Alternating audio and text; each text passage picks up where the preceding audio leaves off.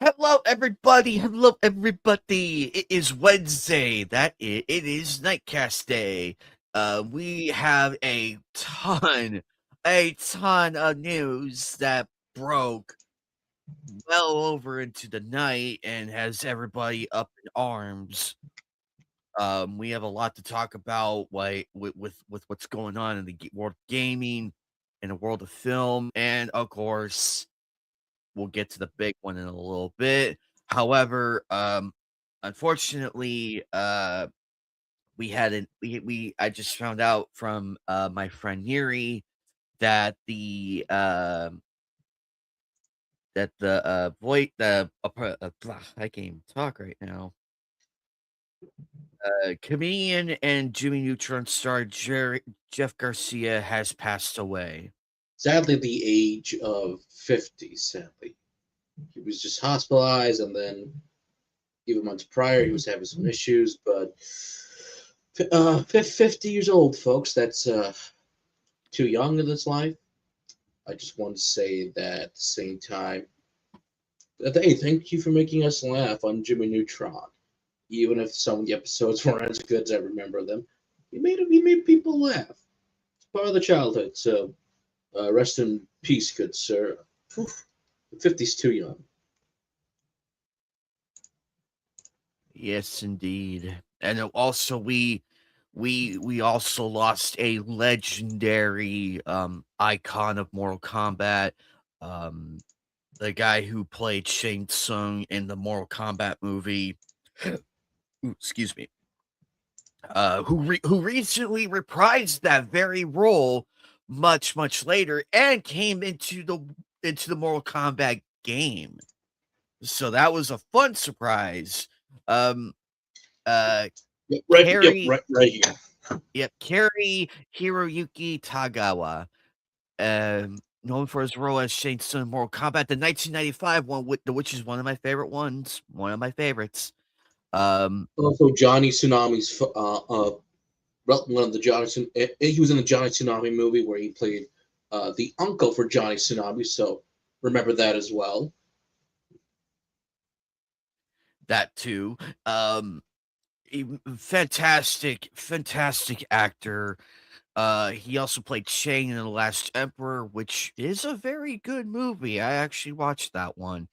Have not seen The Man in a High Castle. I've heard of it, but haven't sat down and watched it. I'm well aware of The Last Emperor, Mortal Kombat, and a few others. But this guy, he looked like he was having fun with the reprisal of Shang Tsung in the Mortal Kombat He game. did I he think did both the fan project and he was Old Man Shang Tsung, and then he came back for the official MK11, which was massive. It was like holy shit. It was like damn, dude.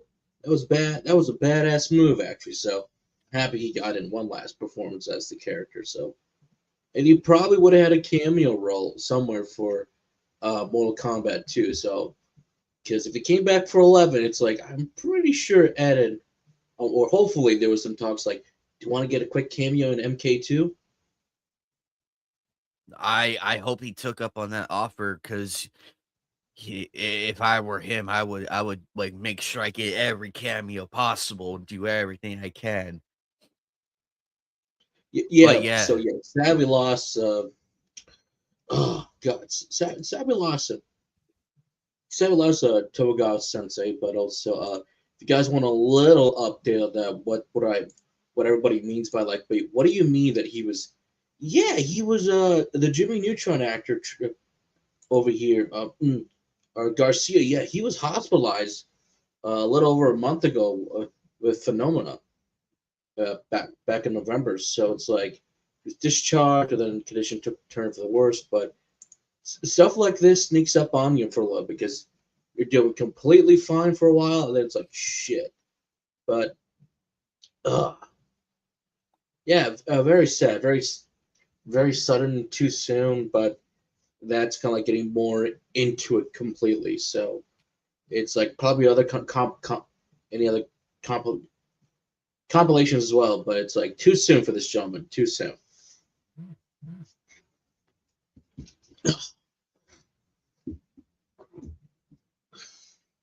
But our hearts and prayers go out to both of him, the friends, the families, the fans they met. I believe it was Captain's Bob. Yeah, even like Captain's Bob's wife commented on one of my posts saying that I guess they saw him like at an event and then he got tired of doing autographs, takes a break, kind of gave this kid a piggyback ride. I'm like, because he saw his kid saw him, said hi and everything. So I'm like, that was pretty sweet for a Shang Tsung's actor. So I thought that was pretty cool actually.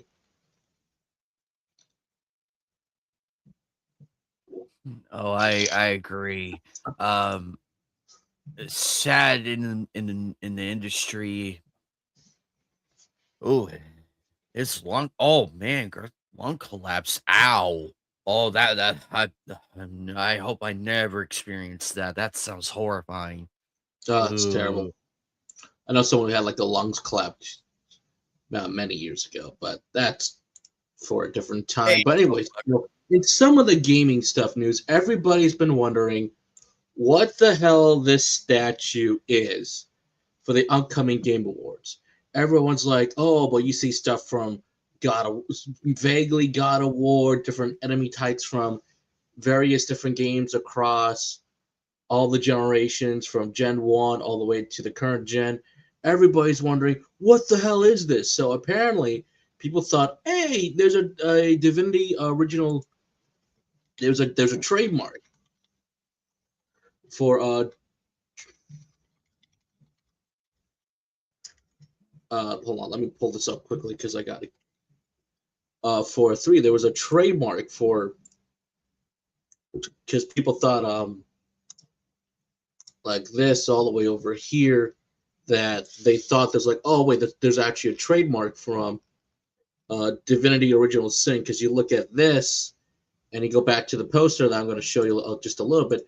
Everyone's like, oh, there's a Divinity Original Sin, because they're thinking that this is probably just that, but everyone's like, this cannot be Divinity Original Sin. But again, you kind of go back and forth. It's like, someone's onto something, but lo and behold, we actually got confirmation that's like, it's not Divinity Original Sin. It's like, it's not Larian Studios. They're currently, this is from the actual publisher over there, one of the employees in charge of the publishing company. Yeah, there's no plans for Divinity Original Sin. So it's like, wow. so then what the hell is the statue then? So if you go to this big list over here, so to this statue, according to the insiders, it's not God of War, because Jason Schreier said that it's not God of War. I talked to Corey and the others, it's not.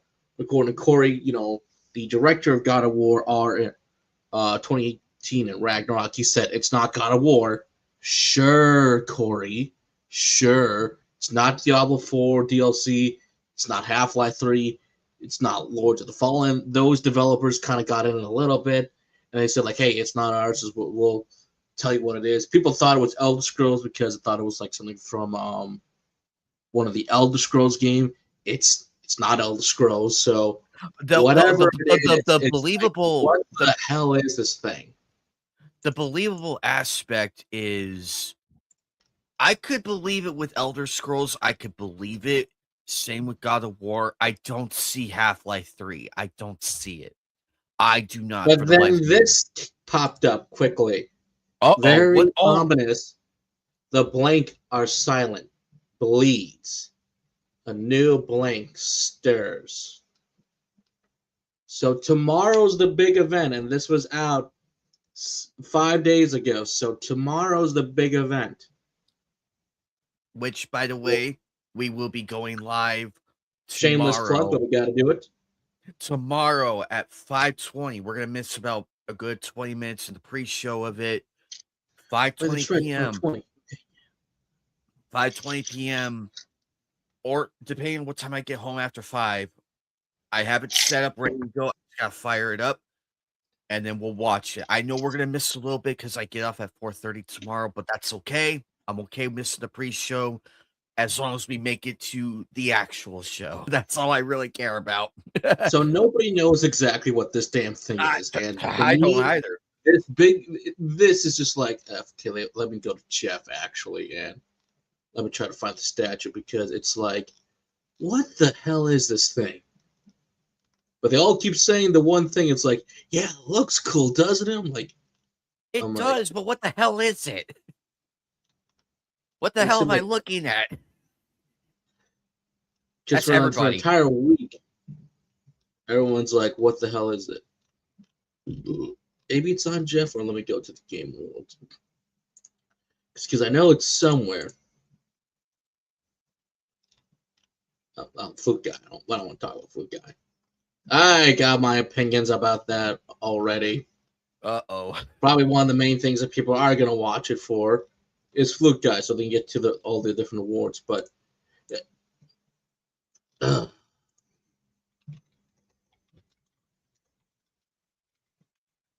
Oh, boy.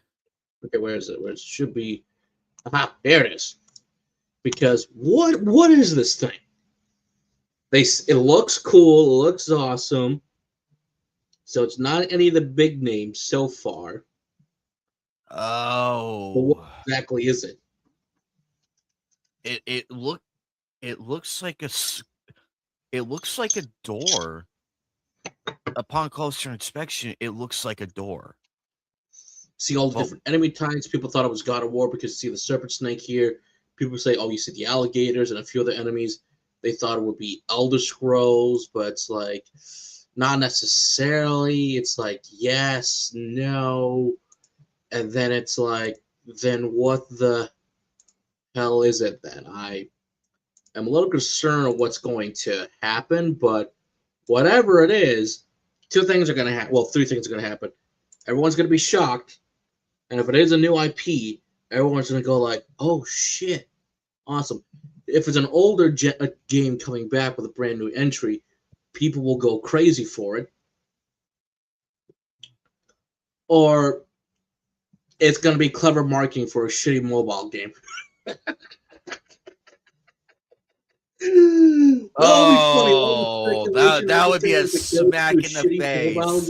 game. It'll be like, Oh, that will oh. get that would be nuclear heat right there. That would be nuclear heat. To me, it does not look like Bloodborne because that's not exactly the Hunter's Mark or the reference to Berserk. Um, it, Dragon Age? it's not God of War. They said it's not God of War, Mike. I hate to ask, but it looks It's Dragon Age. officially getting closer to God of War because the more time Corey's like, it's not God of War. I'm like, Who are you we never said convincing, it was God Corey? of War game. We never said it was Greece, and we never said it was Egyptian. And if I see the God of War logo, I'm like, it's fucking God.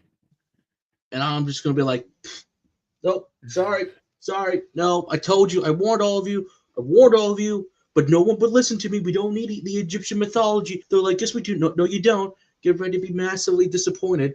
And then they'll kill off Kratos in that game. Mark my words, they ever make the Egyptian mythology, Kratos will be killed off in the worst way possible. Despite the fact his arc is completed already. Anyway, speculation aside, who knows? This is the clever marketing. Who knows?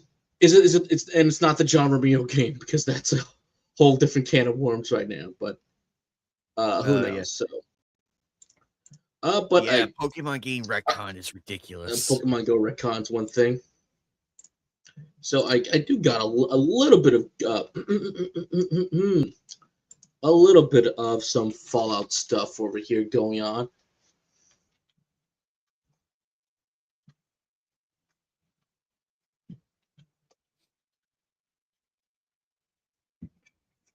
So apparently we got Ella over here, Jinx herself.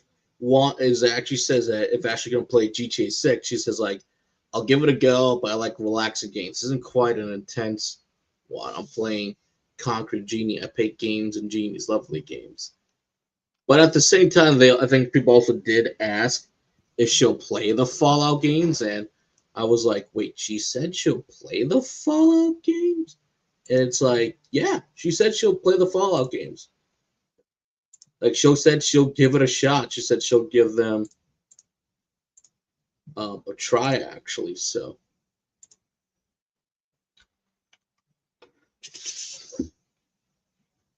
or at least 6, at least. But it's funny enough, she says this, and then like the actual producers come out and say this. But I actually found something from Phoenix a while back ago, not too long ago.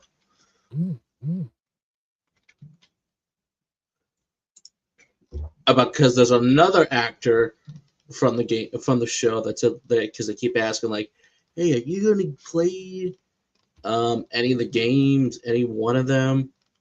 And this is the response that okay, it's here somewhere. I know it is.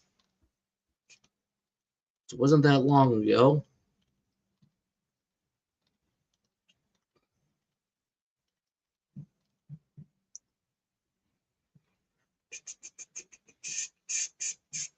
Should be right here, right around. I'm trying to think about where all the news was at, because all that stuff was coming out.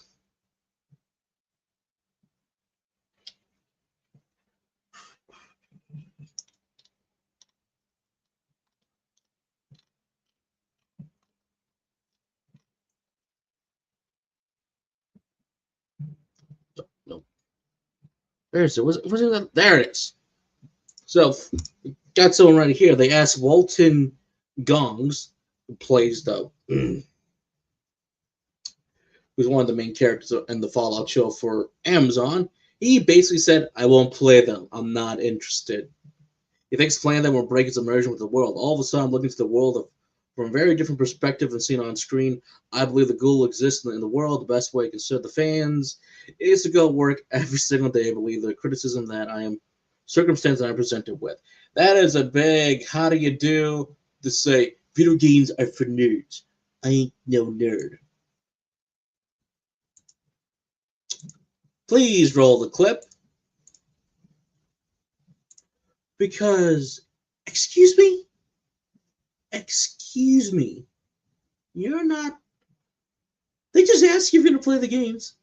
You can simply say no or I will, or just say, sure, I'll play the games. I'll give them a fair chance, give them a shot. But to go on that's like, I have no interest in playing the games and get the whole speech within that, it's like, it's just one question. Why are people afraid these days just to say that, look, I'm not a gamer, but I do respect the fans' dedication to the series, their rich knowledge of the lore. Again, look at Charlie Cox over there. Look at Charlie for Expedition 33. Again, he's not a gamer, but he's admitted to saying that I appreciate the fan support. I love what they're telling me about the game, the character. And he is actually playing the game. I don't know how far he is right now, but I find that to be more interesting than Walton over here just going like, I'm not playing the games. No, thank you. Wow. Just, come on. What's the harm of playing one game? You only have to play 4. Play New Vegas, because that's the setting you're in right now. You're about to be in New Vegas. Go play Vegas. You have a lot of fun with it, trust me. But that's just a slap in the face to go, no. And Phoenix is absolutely right. That's a fine idea to say they're for nerds. And those nerds are the ones who keep saying that, hey, this is pretty good. This is a pretty good adaptation right here. Again, you're like, no. They never, ever learn.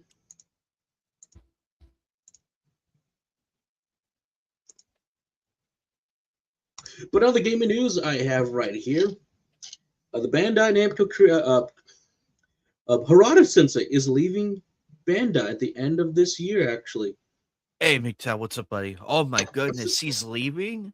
Well, you reached the 30th anniversary, very important milestone for the project.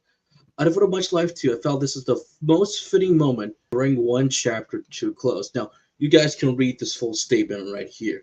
When you guys kind of like, it's a very long statement, and you know how Harada Sensei he is involved on Twitter and everything, talking to the community and everything. And I think we're working at the age that he is at right now. You've been producing, creating Tekken for over for such a long time. Again, 30 plus years. It's like I got enough money. I made multiple games.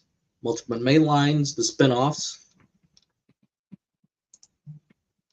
He's been like the main director, not to mention at the same time um he's pretty much has enough money. The dude's 55, he's not that old, but it's like, yeah, you can move on from Bandai, want to try something new, new chapter in that life, to try a couple of other things, go for it, but it's not like I think he's gonna like stop or anything, you know. Oh, yes, indeed. But I think that's fair to say that, hey, you got Tekken 8, multiple different games under the belt. It's like, it's fine. I think it's fine for him to say, I can leave Bandai, I can do other things now. But that's a good long, a very much good long things to do actually. So it's not like me saying that, oh, I wish he would make more. It's up to him where he goes, honestly. So right now, so I think that's kind of interesting. It is very interesting, and personally, at least he's doing it now where he can retire peacefully, but also keep the door open in case that they like need him to consult on a few things, but still be done with what he does. I wonder what he's going to be doing later on. Um, I'm excited. I'm just glad because, and you're right. He does have enough money from all the royalties from all of that to just retire in Kyoto, Japan, or whichever he resides in, and just enjoy the morning sun and everything. But I'm very proud of him though. 30 years. Man, 30 years. It seems so long ago that yesterday the first Tekken game came out, and now here we are, Joker. Yeah, Uh, came out back in '94, so gotta think about that. Get back out in 1994, and Tekken's did get a Guinness World Book record for having at least the mainline series go in order with a cohesive, coherent storyline. Actually, so they got a Guinness Book World Record for that actually, because it's not like I go like 1, 2, and then 4 is like a prequel. Like, no, everything goes smoothly in order. Everything goes smoothly in order. So they got that, and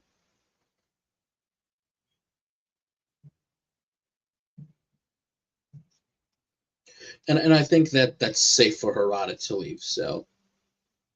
yes, To indeed. leave. So whatever he decides However, to do next is either going to be big or just do something small, because not too many people kind of get out of this industry, or like any industry when you think about it. Like Kojima is still old enough, but again, for the amount of money that goes into his games and what he's known to do, yeah, he's a little bit older. He's 7 years older than Harada, but at the same time, this man just likes to work. He's a slave to his own work in a positive light.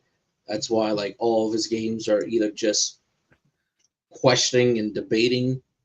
It's Kojima in that sense of way. Like when you see a Kojima name, it's like, oh my god, what is he working on right now?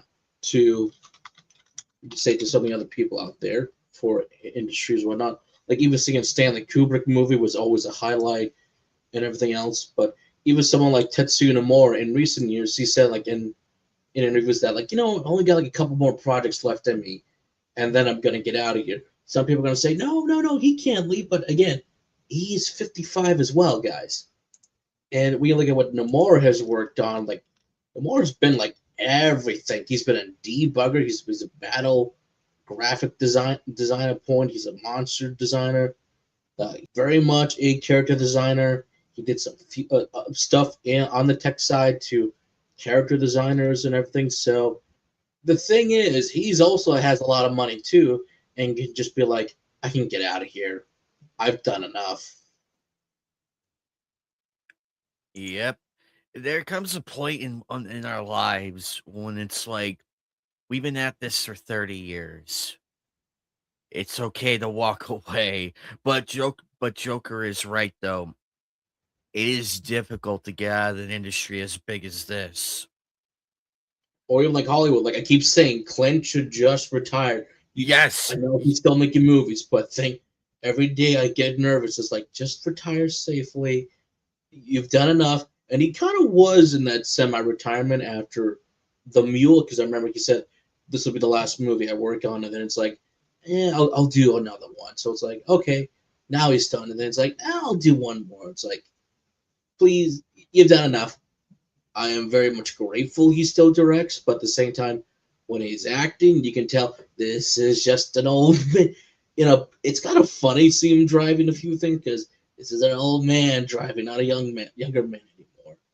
But that's also what made me laugh so loud for the meal because it was during the whole cartel party and everything, and I kept saying that when me and my dad saw it, it's like there's a lot of young people here, and like the lead boss is like, "Here, I want you to take care of him. I just want you to take care of him." And then he gets surrounded by these beautiful women. And me and my dad started laughing. I'm like, Clint, Clint. I couldn't stop laughing because I kept saying, I think he wanted to show his son that like, son, this is how it's done. I'm like, Clint Eastwood being that old, still being surrounded by beautiful women made me laugh in that movie. I'm like, oh, that was funny. That was funny. But congratulations to Harada, kind of leaving Bandai, but also probably if Tekken's in the best spot possibly it can be, go for it. How many more Tekken games they'll do without him? They'll still do plenty of more. They'll do a bunch of other stuff out there with or without him, but that's how it is right now. That's how the industry works and everything. All right, let's get to the main headline. Everybody's been wondering. What is go? Oh yes, the main headline. The The main headline. You guys are probably why saying this is huge movie news. So can we get a Hades clip? Because I'm got this rage right now that Hey, let me throw up the joke. Let me throw up the Joker rant real quick, and then we were so close. So what's going on? Everyone's wondering that. So is it happening? Well, for right now, Netflix has the winning bid right now, and it looks like they might go through it. Might. So let's get all the Netflix stuff out of the way first before you kind of see what's happening right now. So what's being confirmed right now, about a week, but every day there's like something new coming out.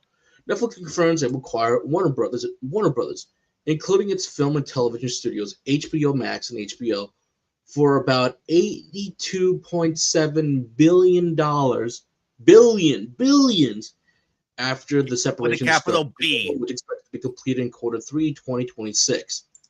Netflix, if they still get the bid and they still win, is expected to maintain WB's current operations and build on its strengths, including theatrical film release.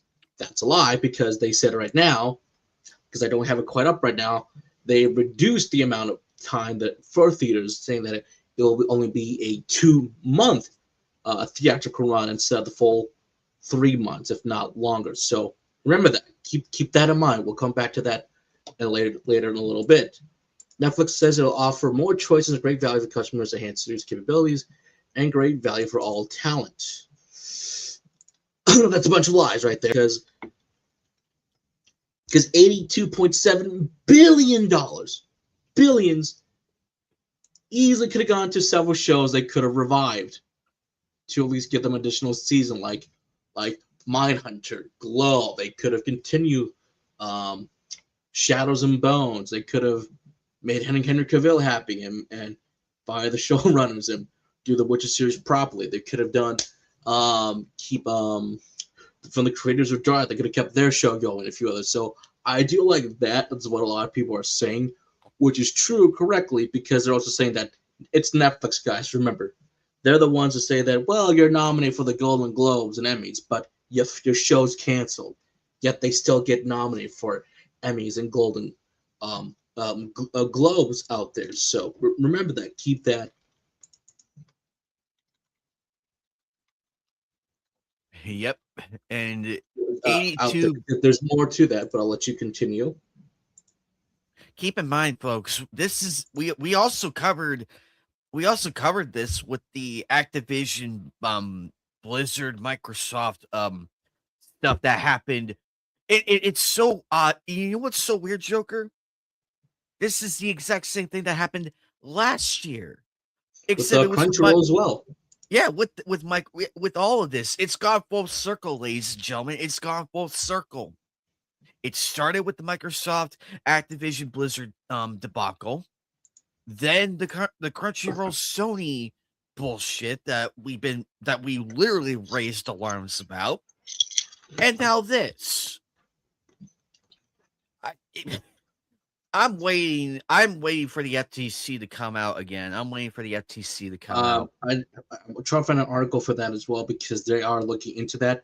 Long story short, yes, the Trump administration, they are definitely with the House of Treasury and a few others. They are definitely looking into this big buyout because it's the billions. It's in the $80 billion range, and to make this more cut that segment that come to layman's that if they approved of it, it's like everything will go up. If it doesn't get approved, there could be a breakup fee to what again we'll get to Paramount in a bit, but if you want to know what about the gaming side of things, this is going to heartbreak a lot of people. People are saying that, well, that's included in the accusations. Like, well, that's included as well. And then you see, like, all of this is in here. You know, if things go through as a spokesperson, I know this was around the 5th as well over here. But people are saying that, but this is a win. No, it's not because no. Here's the Kotaku article, screenshot. Netflix concerns Warner Bros. Games to be pretty much worthless. Oh. Yeah, there's a large chance that Netflix will either sell WB Games or shut down the studios. It's not a damn shame, Legacy H Kill. It's more like, you guys need to be concerned right now. Snyderverse cult, shut the fuck up right now. You're not getting it back. End of discussion. Bury it. This is concern for all of entertainment. Because when you think about WB Games, but they said they were going to focus more on, the key tenants being DC Games, but mainly Batman, Mortal Kombat, and a few others out there as well. But from that news a while back ago, months ago, but you got to remember, Netflix had a video game division, but they shut it down. They shut down their, or should I say, their gaming studio not too long ago, actually. And it's like they didn't even produce a single game out there outside of what they have licensed to. Yeah, you can play games on mobile devices, on your console, but it's only like a fair amount of selection out there. And how many people actually play those games are questionable and debatable at best from what their large user base is. So remember that. So if you're saying that the gaming division will be safe, it won't be safe.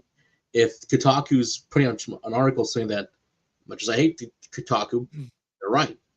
Look what happened to kill the Justice League. A $200 million loss for WB Games. $200 million loss because it was live service. It was a game that no one really asked for. It was a game that was highly repetitive and boring. Questionable dog shit storyline. And man, but oh wait, the final DLC revealed that that wasn't the real Justice League. That was all the fake ones that Brainiac made. So you're telling me the entire time playing Kill the Justice League, I killed fake Green Lantern, fake Flash, fake Batman, and a fake Boy Scout. I killed Kevin Conroy for no damn reason, and people mourn the fake one. They killed a fake one. Kevin Conroy's last performance, and his last performance as Batman was a fake one for the video games. But his real Flash performance was in the DC animation stuff. So it's like, really? Congratulations, LB. Congratulations. But where's the counter offer? So here is your counter offer from Paramount Pictures over here. So Paramount, because they were kind of considering this as well, now they've launched a hostile takeover bid to buy Warner Brothers. They are going directly to the shareholders with a big value of $108.4 billion, including $24 billion for Middle Eastern sovereign wealth, because everybody's got to have some money over there, I guess. To that stuff that I'm not too sure about what's like kind of what they mean over there, just a little bit. But if you but it's just one of those things you got to think about. This is their counter offer, and definitely that will still be looked at as well if they're thinking that this is going to be legitimate or not. So it's going to be whoever makes the better offer and everything. People have also said that, but didn't Netflix say 2 months? I think they've changed their tune when Paramount said this. Paramount, if they do buy Warner Brothers Discovery, they vow to release 30+ movies in theaters annually if it beats the Netflix acquiring Warner Brothers Discovery. We're going to satisfy the needs of moving going public, and not to mention this all comes back into this. Christopher Nolan leads the directors of American planning urgent meeting with Netflix because the Directors Guild of America has strictly stated that this is a concern. Oh my God! Go away, you stupid ads! Oh my your God! Gig is in the movie industry, or at least in the movie theater business. So I'll let you take the reins for this one on why it's still bad if Netflix wins. Ladies and gentlemen, the reason why this is so bad is because we're looking at a breakup, a massive breakup. Everybody is going to be affected. All those job losses that me and Joker have covered in the last year alone, this is going to be 100 times worse. We're going to see multiple studios closing down in the gaming sector. NetherRealm's going to be gone. Everybody is going to be gone on the gaming side. And it's going to come out. It's going to come out slowly. It may not happen now, but slowly. If Netflix wins, yeah, like Joker said, they had a gaming studio, but guess what? They pulled the lever and said bye-bye, and that one fell through. If they could do it to that, imagine what they're going to do to the other ones. And to me, that is scary. Now, look, this is not fear-mongering. This is just stating facts based on what we've seen in the last couple years alone. So, no, we are not conspiracy theorists. We're just stating the facts. And Netflix has a pretty murky track record when it comes to games and all that. And on the film industry side, I understand why the Screen Actors Guild, as much as we don't like them, and the director one, I understand the concern because they are trying to fight for better pay, better scripts, and all of that, which is all well and good. Everybody here we have no problem with that. But the problem is, if this goes through, they're going to get forced out the door like the Teamsters union in Vegas after the over. It's kind of like that, basically.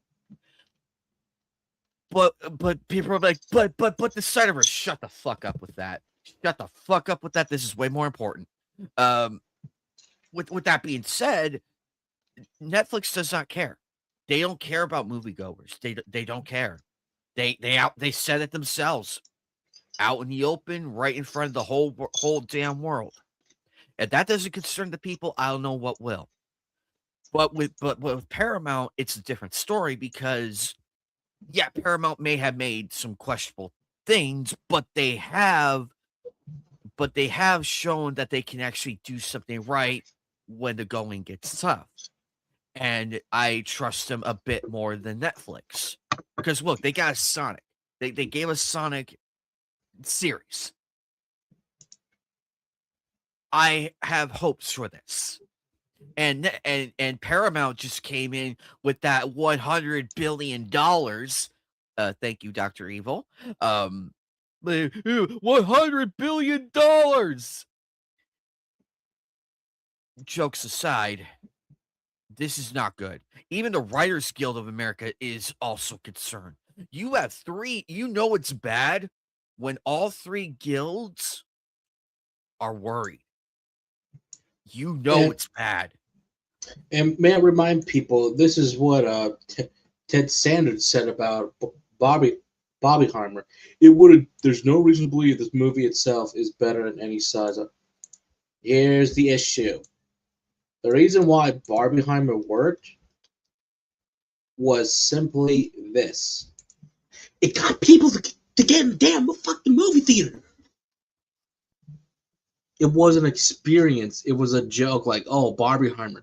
When people went to the theaters, they saw Barbie. You probably saw people wear pink over something that was more, had a Barbie style to it, even at the movie theater that's a full hour away from where I live.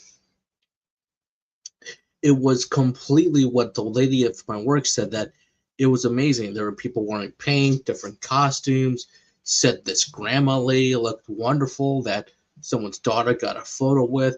And if you saw Oppenheimer, people wore suits, dressed up as Oppenheimer himself, sat down for 3 hours. It was like, this is what people had an experience for. But and sure, yeah, Saw tried to jump in on that too as well with Saw Puppy Patrol, but that was kind of funny. I'm like, I can back up her claim. I can back up her claim because I do work in this industry. I've had people who when these two movies came out, and when the Barbieheimer really took off, I had different families come in.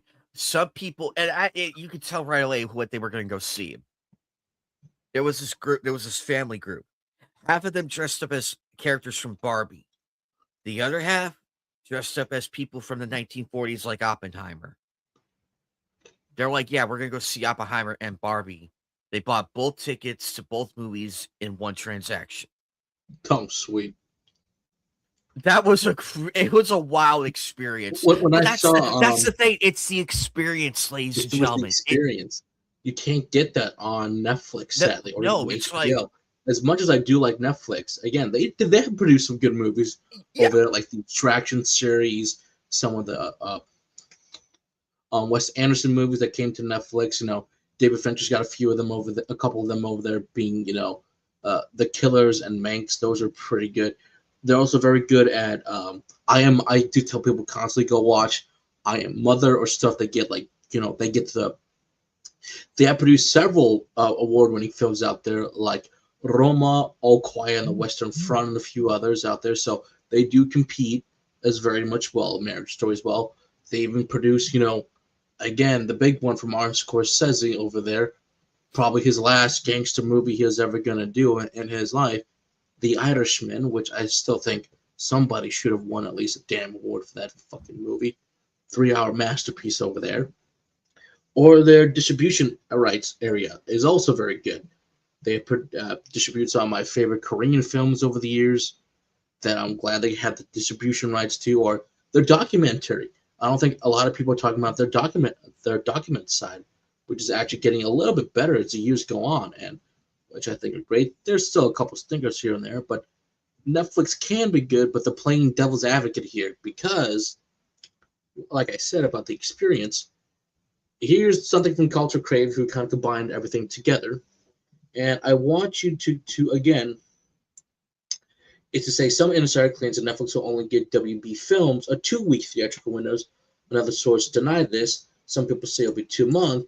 But after what Paramount decides to do, suddenly Ted Sanderson's mindset changed, and it's like, we are in the theatrical business and we're going to do it. We didn't buy this company to destroy the value. And it's like, again, put that in air quotes. I just don't know who to believe right now, because this will affect everything you're watching. Because will there be more crap films coming into theaters, or even to streaming? Will there be more restraint? And as much as I do love Guillermo, I do like what he said about this year. Sadly, Guillermo's playing a little Guillermo. I know what you're saying, brother, but remember, your last few projects came strictly to Netflix. Outside the last one, which was the not Frankenstein, it was the oh my god, what was it? Because they had Bradley Cooper in Nightmare Alley. Nightmare Alley was still released in theaters. That was by one of the major studios over there. His last few of them being like, Pinocchio, Cabinet of Curiosities, an anthology horror film series on Netflix, anthology show on Netflix, and Frankenstein were all on Netflix. So I do like what he says about this, about the film side of things. And don't forget, he does have his animation studio over there, or animation school for clay animation, which we talked about a while back ago. That was a good win for Netflix and Guillermo and the animation industry. This is like, I get what he's saying, but don't forget, you still have a contract with Netflix, and I know he's kind of dodging it here too. I still respect the hell out of him, but it's like, come on, Guillermo, I know it, but you were still happy that it got into theaters for Frankenstein, and I wish I saw that in theaters. And I don't love the man. It's not like I'm criticizing him completely. It just felt like he was playing a little bit too much devil's advocate, double-edged sword. It's like, come on, Guillermo, I know you. We know you. You're a film guy. Don't sniff the Netflix money. Don't sniff it. It's bad. No, don't bite the hand that feeds you. That's what I'm trying to say. Don't bite the hand that feeds you. Exactly. But we'll keep everybody in the loop to see how this thing goes. Like, again, it's Q3 of 2026, so we'll see if anything goes through, if Paramount's going to win, if they're just going to stop both bids as well. But we're just going to have to wait and see for this one, because this is the news that had everybody talking about, and it won't go away. It just won't go away, because this is one you're just going to have to again, wait and see until things finally play out in the end. But that's all you can do, is just play the big waiting game and just be like, where is he going to go from this point onwards? Oh, absolutely. Where is this going to go? Because when you look at it, and Warner Brothers is not Warner Brothers, Paramount's doing the right thing. They're standing up for what is right. They're like, no, we're gonna step in. Also, I wonder if they're gonna get rid of Slavs this time. I completely forgot about that Muppet. We'll have to see if David Salzoff is going to stay. I think currently right now, or is he gonna get, or is he gonna get Ted Turner? We'll see, because currently right now, again the like, kind of like right now, because again, I love bringing up the stuff, the whole silly, it's over, please move on from the restore the Snyderverse side of things, is that James Gunn is still part of DC Studios. Oh, so it's yeah, not like he's going to go anywhere. He's part of that too. So I wonder if I would have loved to seen his face when this was announced. I would have loved to seen his reaction. I think everybody is panicking, because when you question everything, they don't spend a lot just to be like, okay, you all get to keep your jobs. It's more like some people are going to get fired, but some of the higher ones, I think they'll stay, while the lesser ones, or you probably get the boot out of the door. But I think even he was like, oh, "What's going on? Are we panicking right now? Because it's going to be like, do we still get these movies out, or are they all going to be transferred elsewhere?"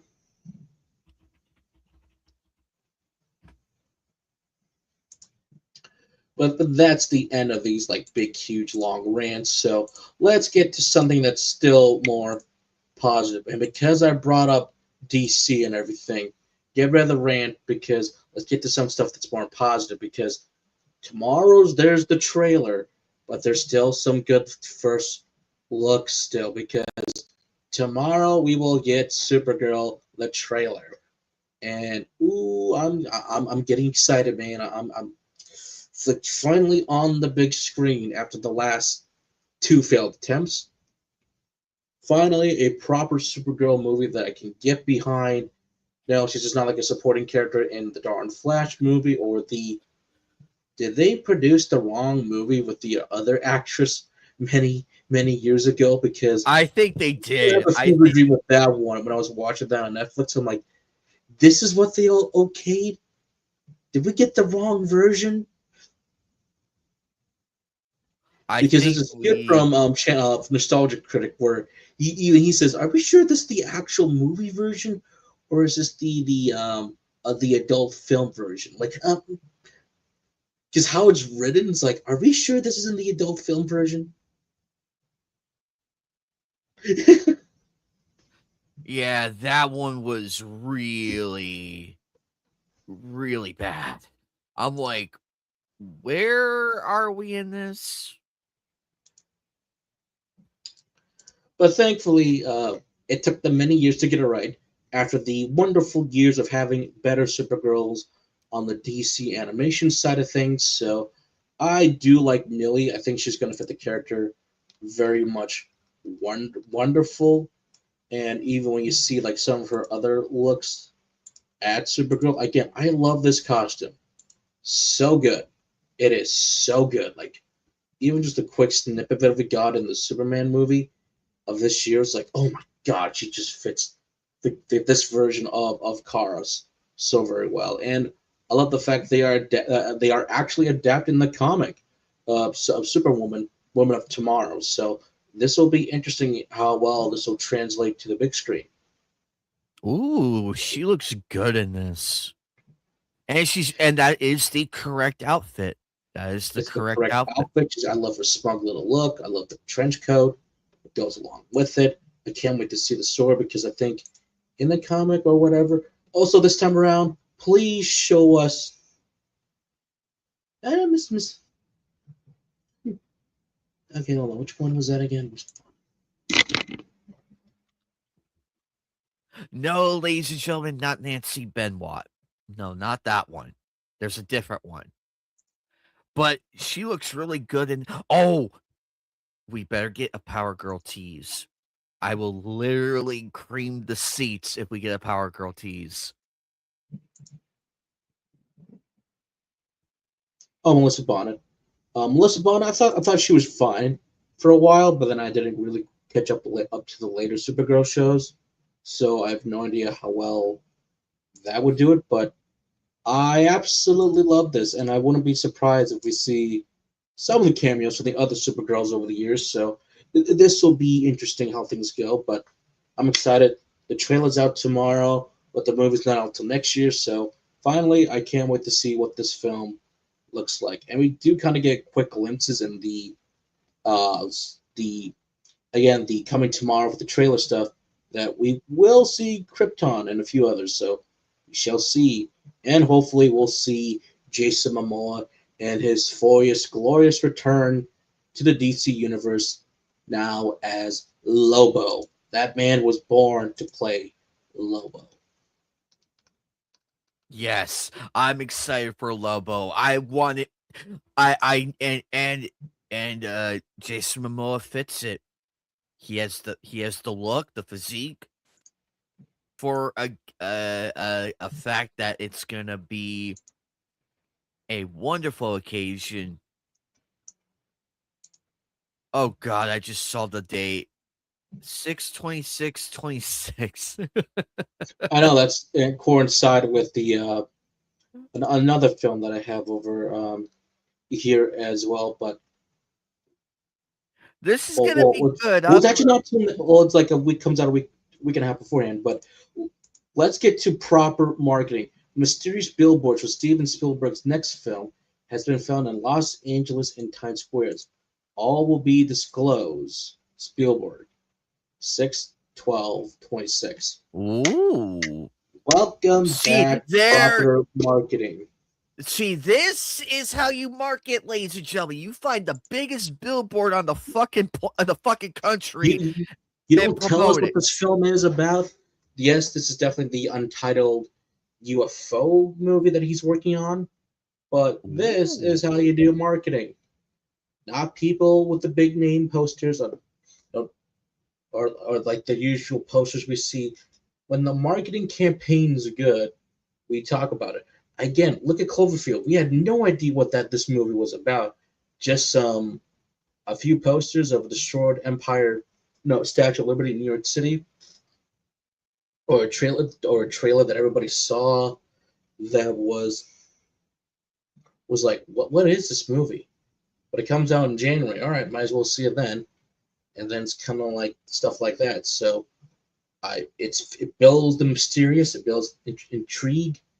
You're on a big billboard, everyone gets to see it. And it's like, all right, what is this? I don't care. This is good marketing.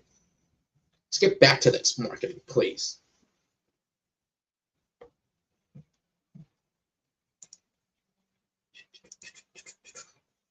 I got some other gaming stuff right here. Fallout creator Tim Can has rejoined Xbox Obsidian Entertainment as a full-time employee. I can't talk about the project I'm working on Obsidian just because that's covered by NDA. Don't bother guessing. You're not going to guess right. I would probably say that I'm a lot less retired now. If I had to guess at least what it is, it's either going to be something that could be Fallout related or a new RPG project. So, to say the least, because with how Microsoft is right now, they just need to release something that isn't just the usual stuff.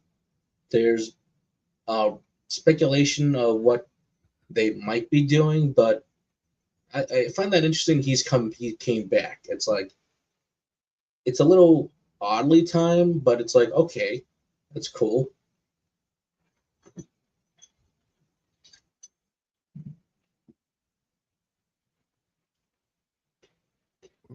Okay. It's going to be very interesting going forward with what he's going to be doing. And I wonder what he's going to bring to the table this time, because Fallout was a great series. But now it's like, okay, Tim, what are we doing? What are we doing?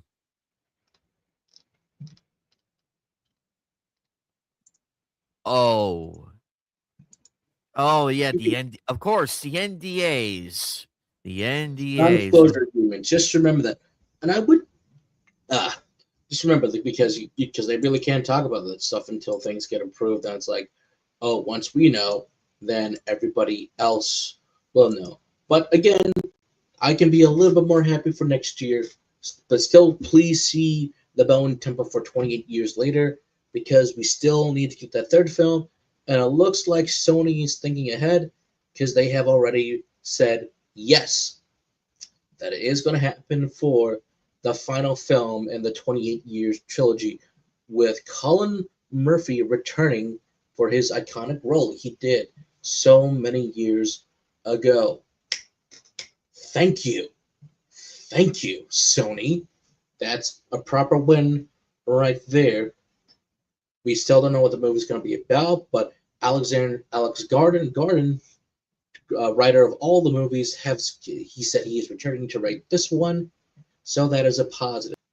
And it probably will either take maybe a couple years after, no, not even a year after, it's supposed to be 28 years, so it'll probably just be whatever we see at the end of The Bone Temple and then go from there.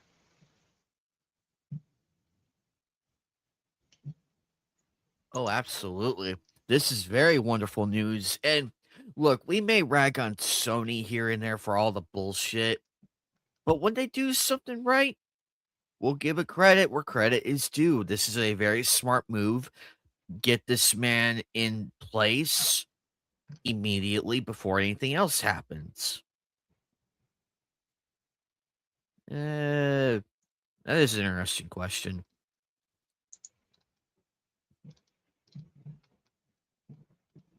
But 28 years later, it's a good series. Bone Temple, I saw the trailer for it. I'm like, ticket, please. I'm excited for this series. I'm excited. I'm excited to see excited. where the last film's going to be, and it gets you hyped up for the next movie because, like, if they're that confident in the Bone Temple, which they were shot back to back still with all the actors, so this will be interesting to see where everybody else leads up to where they implement the ideas from some of the comic books. But all right, let's talk about Hey, She there we absolutely looks go. right. I am Wow, so safe, Toph. Thank you. This is correct. I got the wristbands. Toph is an earthbender, so this is what I need to see on her feet. Toph is blonde. You can kind of see it in here. We got the headband right. The hair is right. Her clothes is correct. This is Tomboy Toph. yes, Thank you. yes. Thank you. This is perfect. They got it. They got it. They got it right. They And got it right. so, an improvement of the costume. Thank you for doing this one thing right. Now, what about the actual stuff? I'm going to say this. I do not care about how tall Aang is. I don't give a shit. And even we will tell you that this is the dangers of going in live action with stuff like this. You have to keep the actors young enough to portray the characters. And granted, Aang's original voice actor, he was growing up too, so he did sound correctly in a lot of areas, but you can kind of tell maybe towards the later of season 3, you can tell that, oh, he grew up just a bit, so it's like a little weird in a couple spots, but unless you are really have that hearing for it, you'll hear it. So I'll kind of go by a little bit by trailer. So they do got Toph right, like her coming down and everything, and this is the arena. So that's the arena she was fighting in, the underground stuff. Oh, they got this right. So they got this right. So, and Toph is narrating in a lot of this. So the serpent. I know people say, but Appa's here, but but I don't think this is the actual serpent because I don't see. Because this is how they get the boss and say. Because here's the thing: Appa's not meant to be here. He's not. So if they change that, I'm going to be disappointed. But this doesn't quite look like the serpent's path, but it vaguely might be because I'm like, well, that's how it was depicted in the cartoon. And you do see the kind of like the tail and everything. So it's like, So that's one concern for me. I wonder if this is just. I wonder if this is just a because sometimes they do put photos out there. I wonder if this is just like a first draft of it before we see the actual thing. So I'm wondering, because that's why I'm wondering, because there have been instances, Joker, where we did have stuff like this, but when you guys see the full thing, it changes, and it's like, oh, okay, so it was just it was just the first piece of it, but they're gonna change it in the finals. So I'm wondering if this is the case. I'll be mad if it isn't. Because they're supposed to go to the whole. It was the owl. It was that temple with that had the owl in it, and because Toph couldn't go in, it's like, okay, I'm not going to be useful in the whole. Oh, it was with all the knowledge and everything. How they learned about the comment, and it's when the Sand Riders show up because Toph is the Earthbender, she had to fight, but then when the temple was going down, she couldn't. This is where Toph really felt bad and everything, because she had two choices: either I save Appa, or all my new friends are just gonna be in this temple forever. They're never gonna get out. And you can hear it in the voice actor's performance that she's sorry for Appa, because Appa gets captured. That's the big thing about book 2. For half of it, Appa is captured for a while, and we have no idea where Appa is at all. And so when Aang goes like, "Where's Appa?" Toph is trying to explain things, but when you lose the last connection to your home and your friend, you have every right to enter the Avatar state at that point.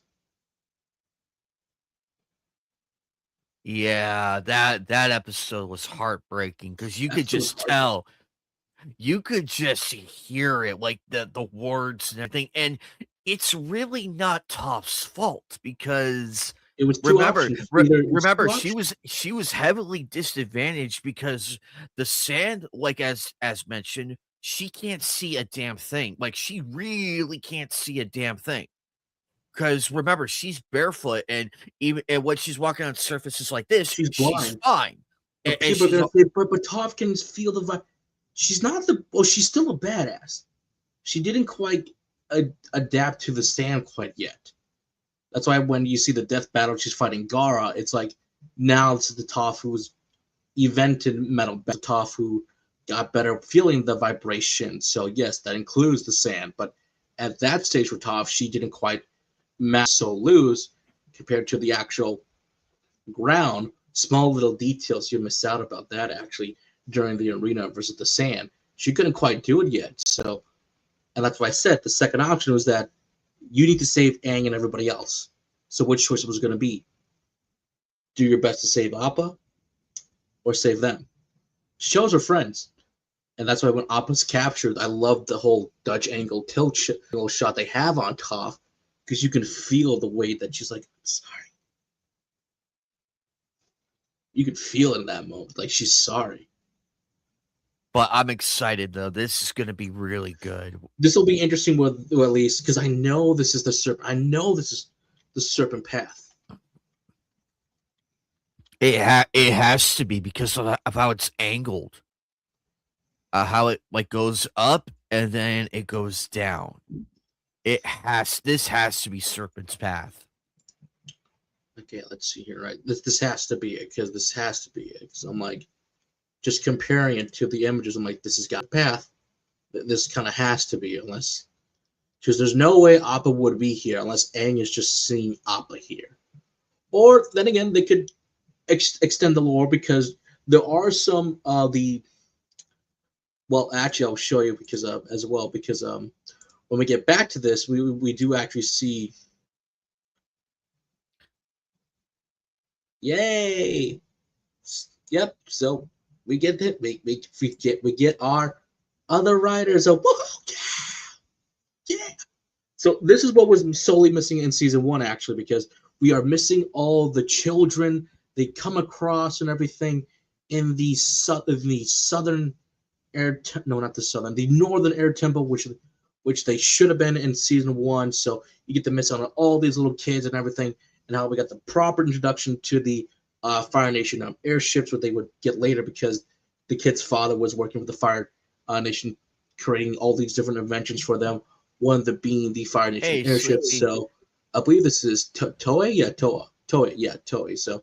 So we did get that wonderful challenge ride, but so this will be interesting what they're going to be doing here as well. So again, changes can be fine if they fit more of a narrative standpoint. So we'll see how this is handled out well. So obviously, yes, get ready. If you guys were again, I still love the detail on how they did the whole tattoo correctly. The cartoon was one thing; it was a straight tattoo, and then they had some white lines. This, I still love the fact we got all the actual symbolism in here, and with the arrow. So great. Again, I can't imagine how long that took. And like, he did say he was wearing a ball cap too. He was cutting his own hair to keep it short enough. So yes. Oh man, the detail is amazing. He still looks good. Yes, taller now, but again, he grew up. It took a while to get season 2, but season 2, season 3 were recorded at the same time, filmed at the same time. But again, I don't care. It's still Aang. He still looks like Aang. Yes, he's tall. He's supposed to be shorter, but don't forget, man, to remind people in season 3 for the first half, Aang had hair. Yeah. Aang finally had hair. I'm like, you finally got hair, but which?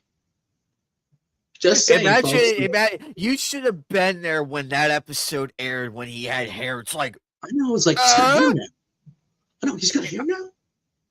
And they're saying that, oh yeah, you've been out for a while, but I'm like, shouldn't this hair slowly be growing?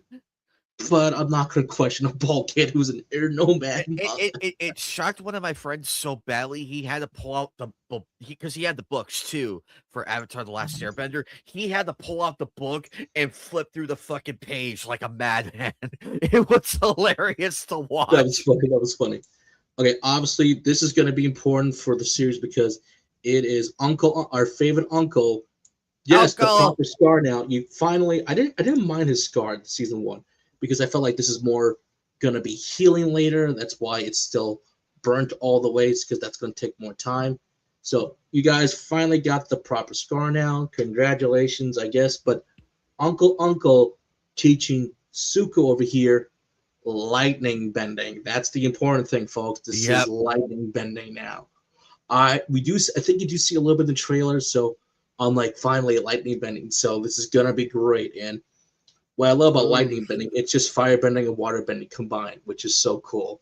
There's in the core series, I remember more when stuff with Zuko almost inadvertently caused the lightning to go through his heart, and Iroh was like, "You want the lightning to go directly through your heart while you're bending? No, you gotta go." That was crazy.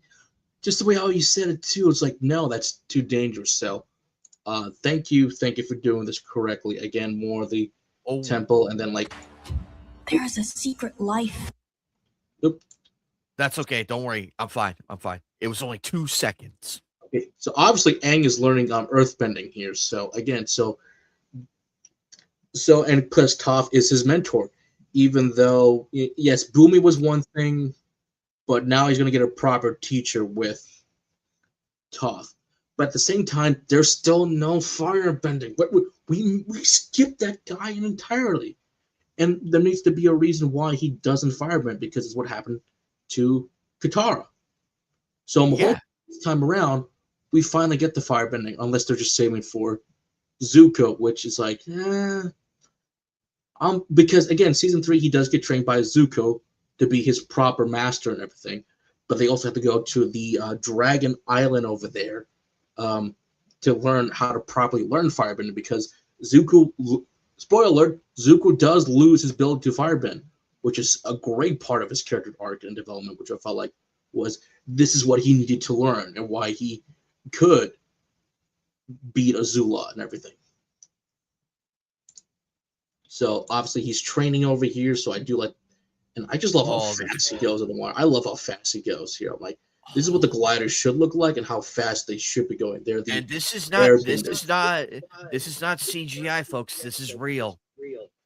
Part of it does look CGI, but they are definitely getting real world reference. Like someone is probably gliding here on something just to get those beautiful reference. And obviously, I think that is the serpent. So he looks good, unless this is the Katara. Water.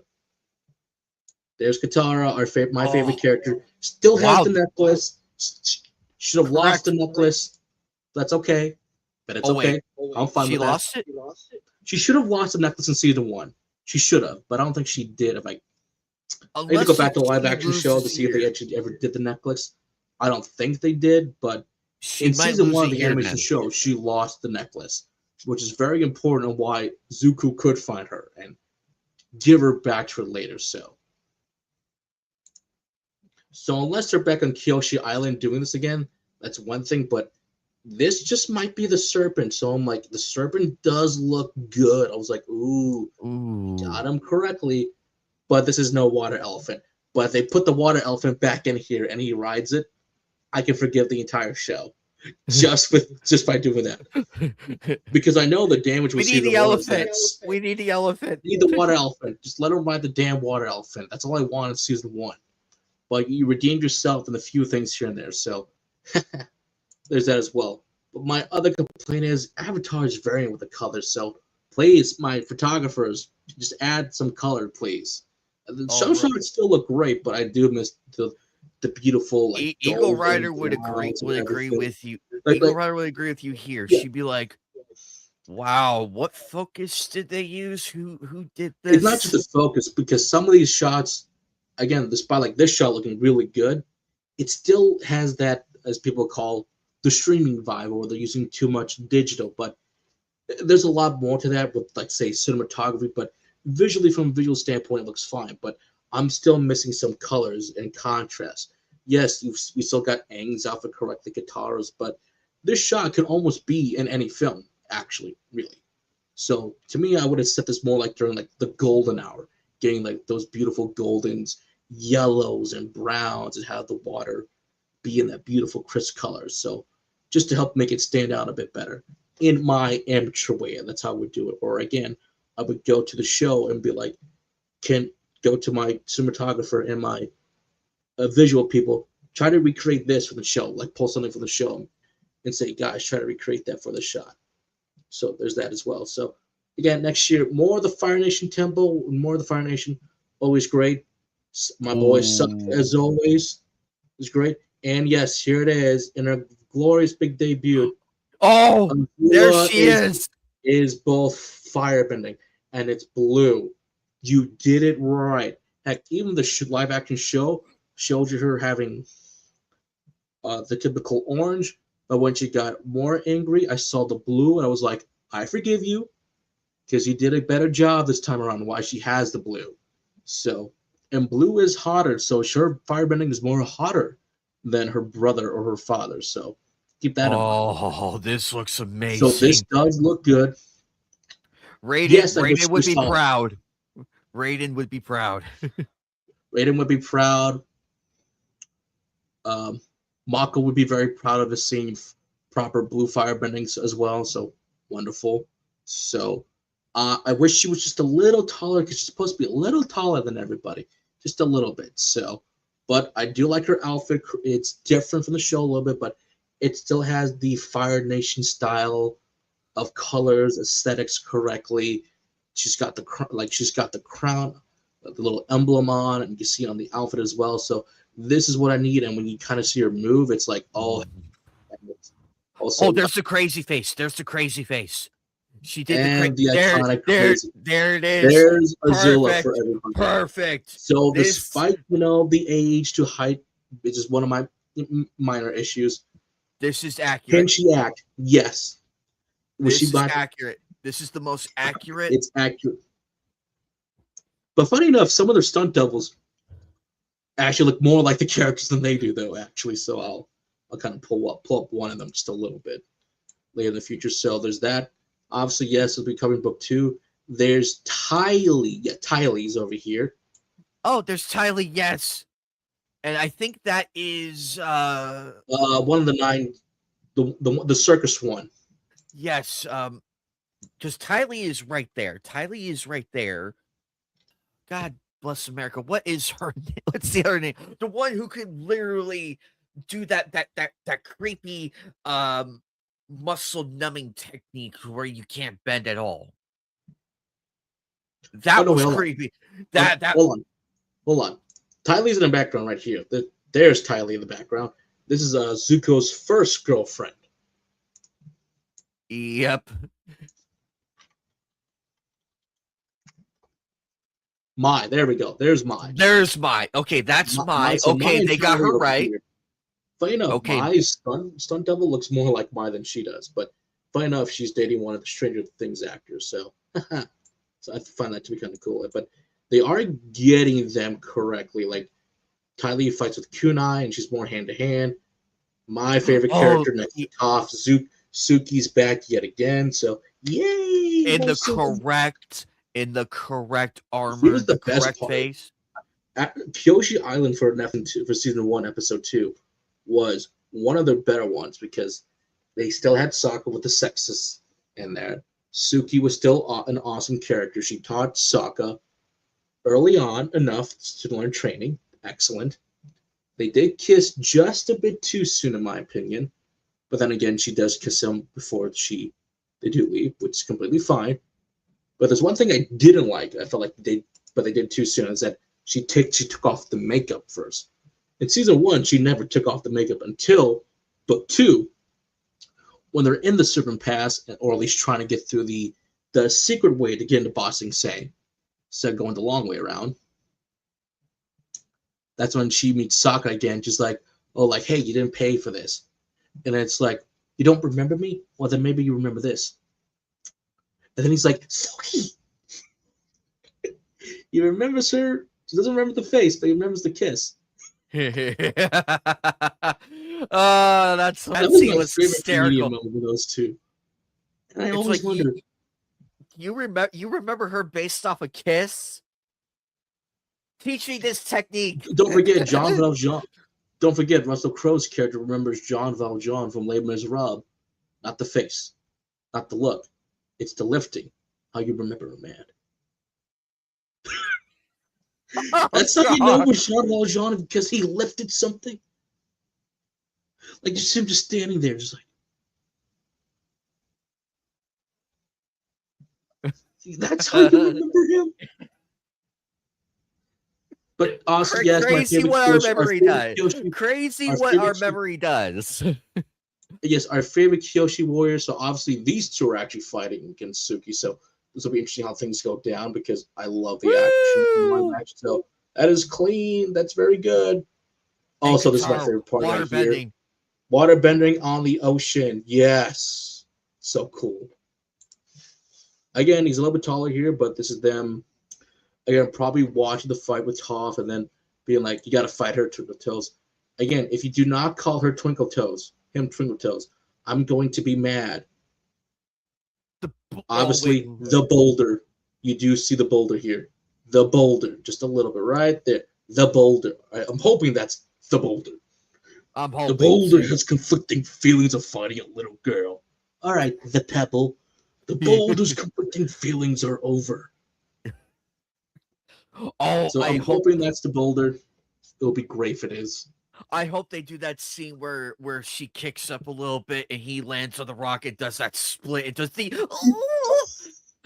I hope that's in there. That has to be in there, because that would be perfect. It's perfect. So obviously Toph being a badass as usual. Oh, and there's the blindness.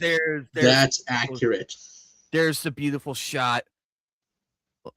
That is accurate to the character. That's accurate to the lore. But my favorite moment comes from here, which I think they did better in either the series, Avatar or Korra. Oh. This is how she's sensed, because she was trained by the Badger Moles, and the Badger Moles are the original founding members of the Earthbending. Just like Dragon has just like Firebending has the dragons, Waterbending has the yin and the yang fish. That's why they could at least have better and with the water. But every nation has something that's like the deity, the things that had the first people who bend.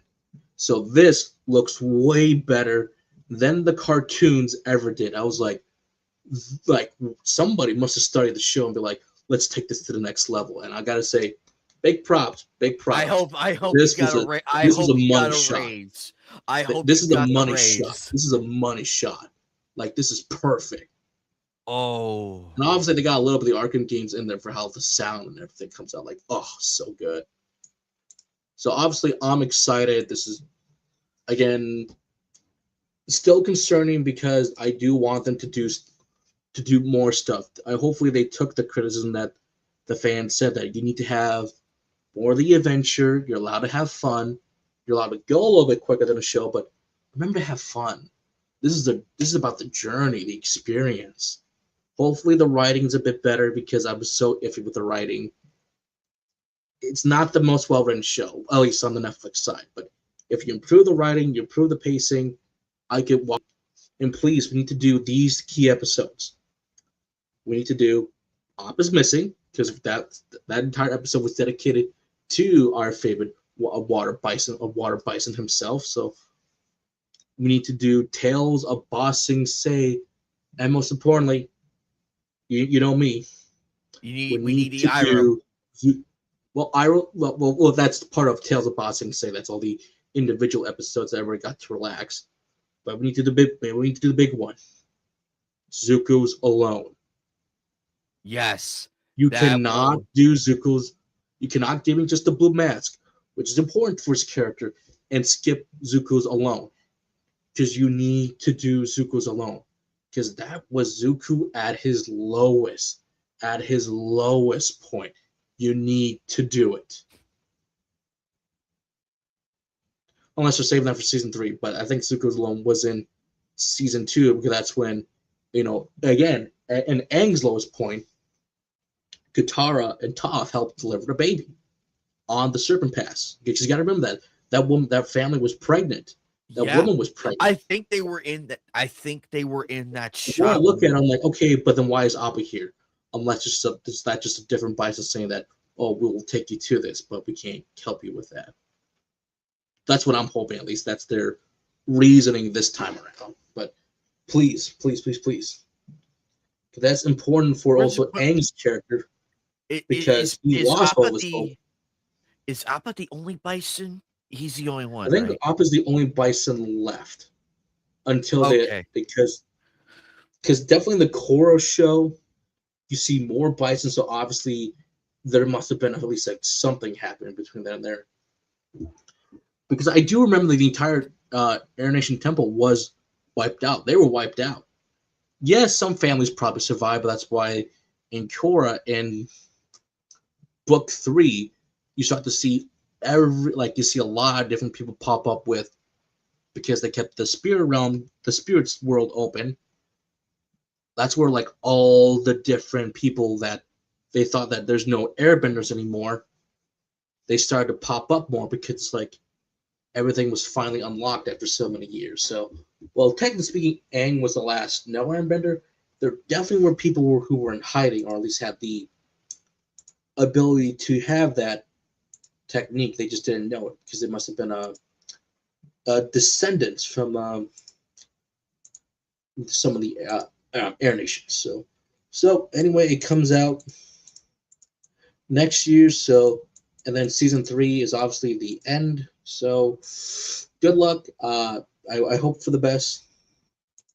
Hopefully, we see some great improvements, because we need that. Netflix needs a good one right now, and hopefully, this is what they can probably get.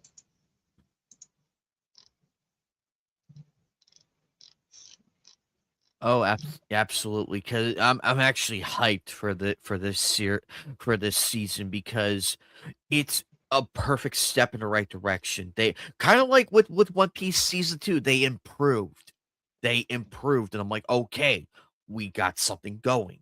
Now, what do we got here? So Idris Elba says he plans to eventually retire from acting and transfer to being a director. Again, more actors either doing more producing roles, Yeah. or let me try doing directing. I've also heard previously that he wants to help out, make more movies too elsewhere. So I'm like, that's a good spot when you think of how old some of your favorite stars are getting. Directing is not a bad idea. Can every actor direct? Not a whole lot. But if they understand what makes a good movie for them always acting on screen, then some of them can make that transfer into being a good director out there. So that kind of depends. So if he wants to direct, go right ahead. Hopefully he's learned what his director's been telling him to do and what he's learned. So I wish him the best of luck.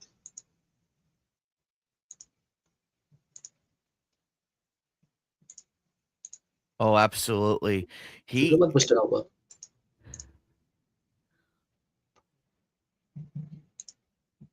I remember him on American Gangster. He's like, oh, what are you gonna do? You're gonna shoot me in front of everybody? Huh?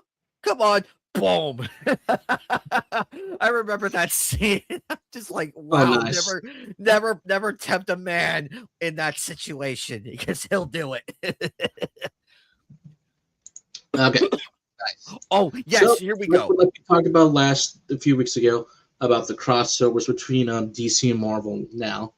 The first look at Superman and Spider-Man crossover comics, including short team-up stories for, including Lois Lane and Mary Jane, awesome, Jimmy. Oh, that's gonna be fun. Oh, poor Jimmy. He gets Poor carnage. Jimmy. Oh god, that man's gonna have gray within like probably the first So, 24 hours. is he going to investigate Cletus Cassidy and just be caught up in the, oh my god, I'm in trouble? Superboy and Spider-Man 2099. Now, Oh is boy. that the Superboy that's his son, or is that Superboy who's the clone of him, Lex's DNA and Superman's DNA? So we'll see. We'll see. Here's your girl, Power Girl, and Punisher. This will be interesting. This will be interesting because I know Punisher. I don't know too much about Power Girl outside from the basic knowledge. So I'm thinking, okay, that's a cool lineup right there. Superboy, Prime, and Spider-Man. Don't do anything I want to do, Punisher. Well, it's Frank Castle. He's gonna respect his wife. Superboy Prime. We have wait, what? Yeah, Wait a Superboy damn Prime and Spider-Man Black Suit. Uh, So Superboy Prime is it's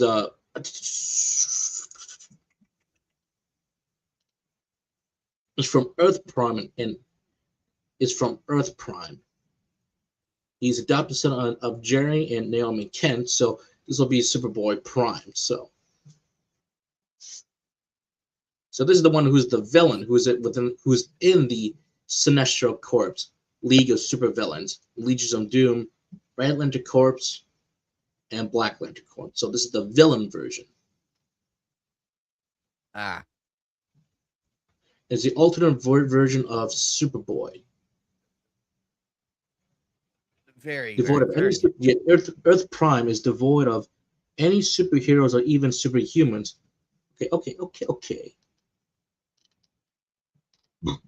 Okay. So that's why it's called Prime.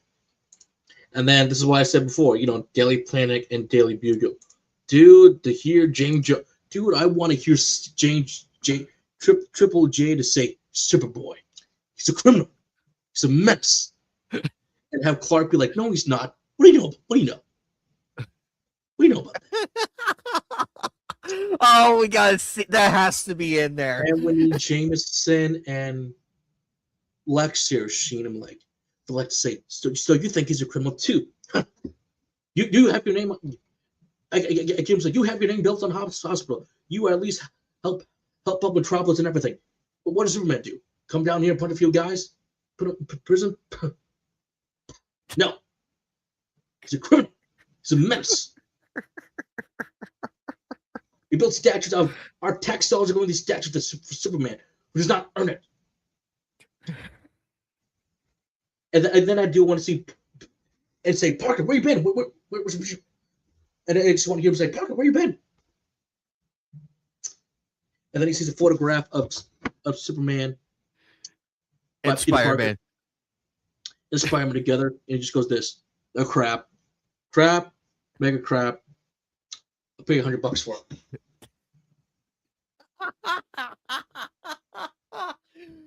Oh my god! And come in and try to start defending him, but like, what are you talking about? He's your friend. Where is he?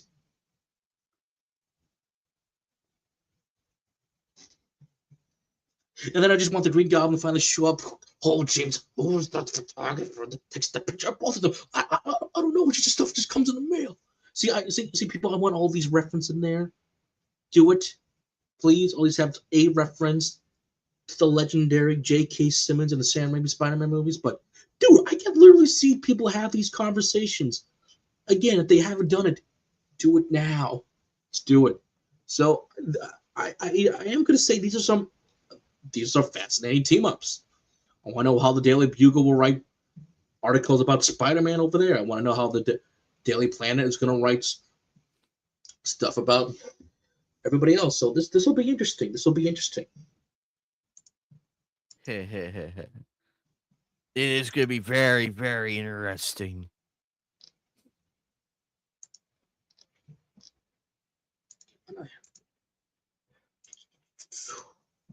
Okay, so here's an update for It's Still Happening. Apparently, we got Sigourney Weaver's in talks to be in the live-action Sophie Turner. Now, do I like Sophie Turner as much as the next person? Do I think she was the right choice? Debatable. But Sigourney Weaver, now obviously she's going to probably be the villain. You don't hire this actor not having the villain. Now the question is this doing Tomb Raider Legends or first attempt? Because she could be the villain of Underworld, or was Pamela, right? Because that would be a bit too soon, but it wouldn't be a bad idea to slowly introduce a younger Lara Croft and then have Pamela start off to be more of a concerning stepmother. Was Pamela the mother of the aunt? Or just the caretaker? I think he was the caretaker, I believe, or oh god, it's been so long since I played. But I'm cool with this because we do need a bad guy. We do need a bad guy, but I wonder if this is before Trinity or after.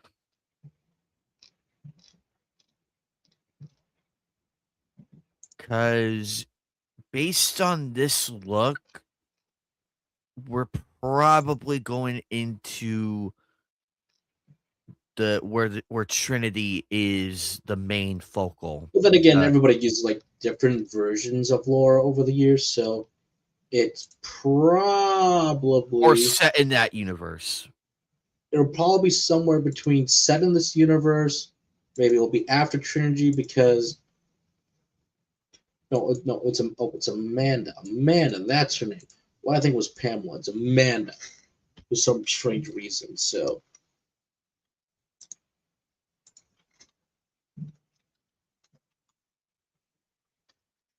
there you go. There you go. Amanda Everett. So that's the person who I was thinking about.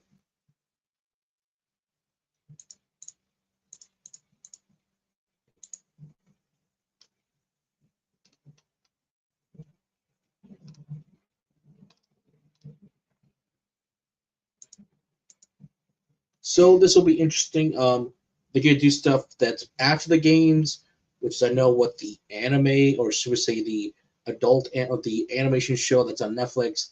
They try to do it after the games because Jonah has the same voice actor, and they do reference the games beforehand, especially what's was Shadow the Tomb Raider.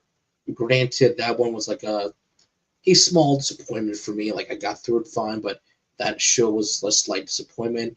So this could just be again after the game's continuity and say that we'll ignore the anime and kind of go more slowly get Laura to become the gymnast.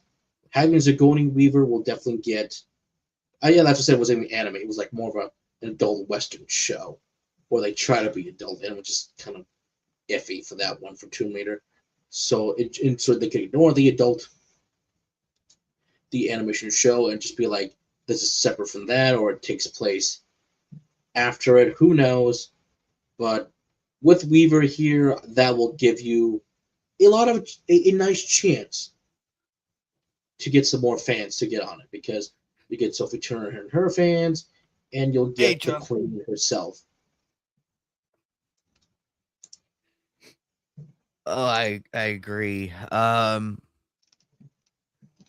So it looks like Sophie Turner is going to be Laura. Sigourney Weaver could pull it off. I mean, we were so used to her being like the side character main heroine in the Alien series, and also Venkman's wife in in Ghostbusters. This for an antagonist, I would be like, go for it. Let's see what you could do as the bad guy now. But all She's in played a all, couple of different villains roles, here and there. You don't talk about her role in DC's Defenders. I'm like, I mean, I love the fact that she was hired, but it was just like a good performance. But I just didn't know what they were trying to do with her because they made Electric the main villain. yep. Also, her being in Avatar, I feel like that one made the most sense of the whole thing. Because after all, she was the scientist in there, and it made sense to a degree. But we'll see what happens in the coming months. But um, it is it is very interesting what is going to be happening in the next couple months. Also, ladies and gentlemen, we are at the end of the show. However, tomorrow night, we're going to be watching the Game Awards. We're going to figure out what that statue is. So that has my attention now, and I am excited. Also, I don't know what we're going to expect as far as announcements and everything. It looks like we're going to see a lot here and there, but hopefully, fingers crossed, we get some cool ones. Joker, your prediction. I am going to predict once again. There's going to be no Kingdom Hearts 4. I know there's some stuff that people are speculating that, due to NDAs out there. Apparently, an interview that happened in August for Kairi's Shion's current voice actress was making the rounds, and about non-disclosure agreements, you can't quite talk about the current stuff. The past stuff you can, but there were people going around, almost spreading around that saying that, oh, we got confirmation that voice acting started. Like, you will never, ever, or too rarely hear that voice acting has started for said projects, because when you hear that, that's like, who broke this? Because it's all meant to be kept secret. You're not meant to know who's in the game quite yet to who's working on it. I remember one of the actors from Breaking Bad was asked a question that, like, hey, are you working on anything right now? He simply said, I'm working on a project right now. When I get a chance to tell you, I will tell you later. And that was for Breaking Bad, El Camino. So he said, like, I'm working on something, but I can't tell you right now. To others, we like, I don't have the call right now. I don't know who to talk to. So when that was kind of going around, I just kept saying that we need to just be patient sometimes. Let them cook, as the kids would say, and just let the product speak for itself. Because when you start asking people or take clips and just be like, oh, they're doing voice acting right now. Thankfully, I'm glad Allison came out and they were like, no, this is from an interview from a while back ago. Yes, I do voice characters and other stuff. That's not just on the poster. I guess the stuff that was for nominate was for a line or two in a previous project. It's like, oh, I did a substitution, which actually Jennifer Hale will actually tell you that they're called stunt performers. So if you can't get the main one to come in right now, they'd be like, hey, could you just quickly do these lines quick like?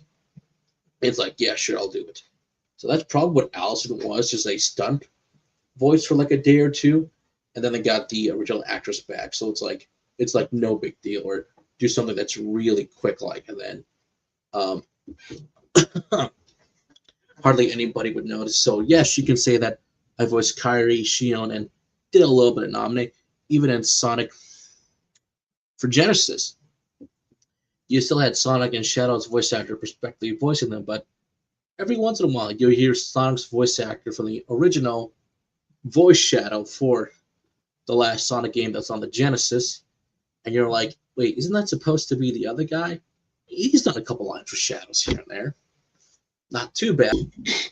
That does happen. So sometimes you're going to have to wait. I think my big prediction, we might see a trailer for Witchfire, because I've been waiting for that game either to get out of early access release to see something. Something from Microsoft has to be here, like Fable. They need to show something for Fable before you start panicking and be like, is this game just vaporware at this point? Right?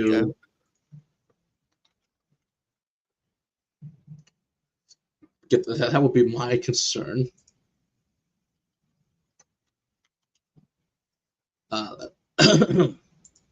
But we shall see, though. And I'll tell you what's not here. Because we could talk about this. Because do you remember this game? Because I tagged you for this. Oh, Abandon. This game never. You remember Abandon, right? By Blue Box Games. Okay, here we go. Blue Box Game Studios is an independent game developer working on Abandon coming to PS5. If you're saying, what the hell is Abandon? Okay, hold on. I got to set the stage for you. So, if you remember, when the PlayStation 5 was kind of like, what was announced many, many years ago, like 4 years ago at least, we had this weird, ominous trailer that released to YouTube that was called like Abandon. Nobody knew what the hell it was. And it's like, this could be anything. This could be nothing. Some people speculated this could have been Silent Hill. And the company over here, known as Blue Box Games, they decided to kind of like trick their audience, trick a lot of things. To say that like, oh, this could be Silent Hills and whatnot. I guess the rumor mill get around the world. But long story short, people kept wondering, where is this game? Where is it? It's been multiple years. Where's the game? They promised this huge real-life experience. As in, there was this demo for, that's at the PlayStation Store right now. Still is.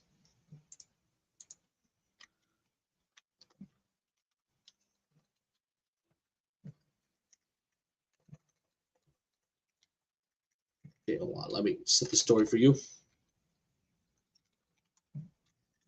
That's called the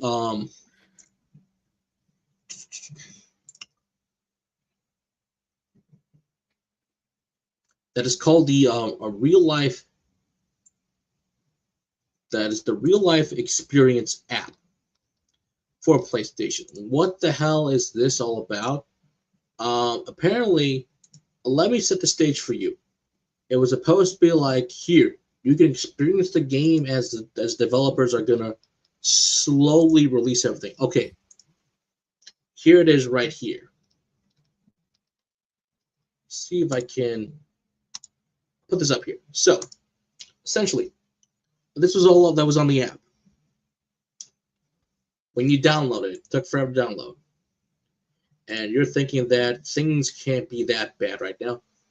You got trailers, cinematic reveal, trailer, release trailer, and then they had to say, oh, here's gameplay demos, demonstration 1, demonstration 2.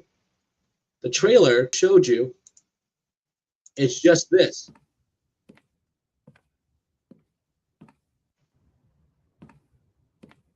Five seconds.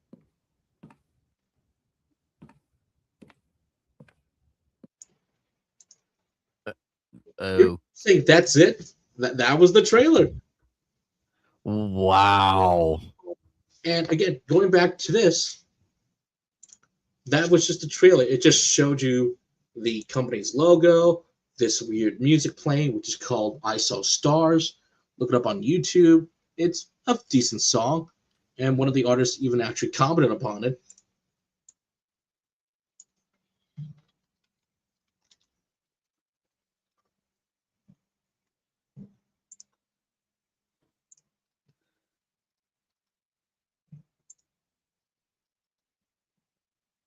That's like, okay, that's kind of cool. They kind of saw the song get some popularity later. But you're thinking, so where's all this other stuff? To this day, this is it. That's all we have. If you're saying no, there's no. Wow. This is That going to is be interesting. all that we have. That is all we have. Nothing. And the reason why I keep saying that they have a track record of announcing projects, canceling it, announcing projects, getting canceled, getting called out for using stuff that's not theirs and canceling the game completely. So a lot of banning stuff. But people are like, but why did this game get a lot of big, huge talk about? People honestly thought it was Silent Hills. They thought it was going to be the revival of PT from Hideo Kojima, and the reason why even they state anything is that this statement right here. And if you go, oh wow, wait, really? Yeah, Kojima upon this saying that I don't know these people. I'm not making a Silent Hill game. And it's all before his works at Microsoft, what Dan Stranding eventually became. And they're like, oh, thank you, Kojima, but you guys were kind of hinting that, saying that this was going to be a Silent Hill game, and it's not it. But people are going to keep saying, but where the hell is this game? This game never existed, is what I'm saying. It never existed. Heck, they even had the audacity to do this. Do you want us to show development footage of the band prologue? And again, look at this. April 20. That's the prologue. Do you want to show development? Wow. Look at the release date. April 3rd. It's been over 3 years. Where is this prologue? Where is anything?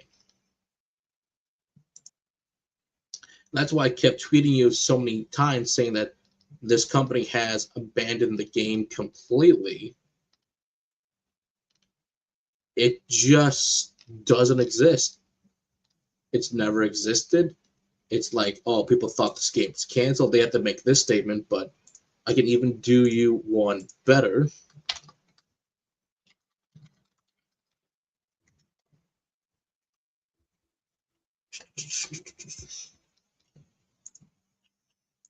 Well, I can actually go right over here, actually.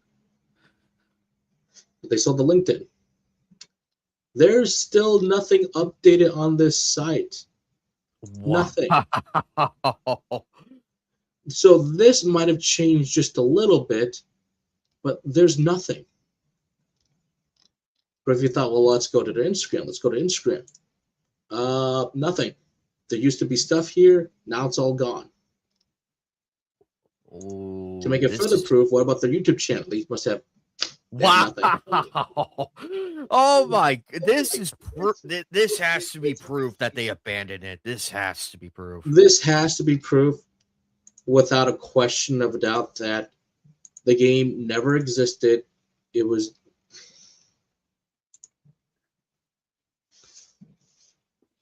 And the trailer is just a person walking.